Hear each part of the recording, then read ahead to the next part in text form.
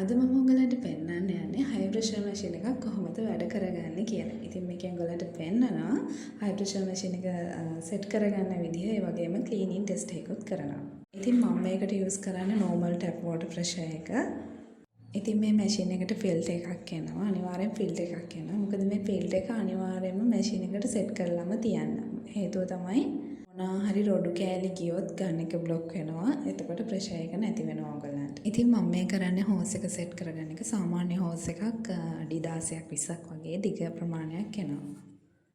ඉතින් මේ ගන් එක කොටස් දෙකකට තමයි එන්නේ. ඔයගලන්ට මේක ඇතුලේ තව්වක් පේනවා ඇති. ඒ තව්වට හරියට සෙට් වෙන ගන් එක දාගන්න. ඊට පස්සේ මේ ස්විච් එකෙන් ඔයගලන්ට පුළුවන් ගන් එක ලොක් කරගන්න. ඉතින් එතකොට ගන් එක හෙට මෙහෙට කැරගෙන්නේ නැහැ. මෙතන මම කරන්නේ ඔයගලන්ට මේකේ එන වෝටර් ප්‍රෙෂර් එක පොයින්ට් කරන්න, ස්ප්‍රෙඩින් කරන්න පුළුවන්. ඉතින් ඉස්සෙල්ලම මම මැෂින් එක ඔන් කරන්නේ නැතුව අතට චුට්ටක් යවලා බලනවා. ඊට පස්සේ තමයි මැෂින් එක ඔන් කරගන්නේ. බලන්නකො මේකේ ප්‍රෙෂර් එක කොහොමද කියලා. ඉතින් ගොඩක් අය මේ මැෂින් එක අපෙන් අරන් යන්නේ ගෙවල් වල පාවිච්චියට.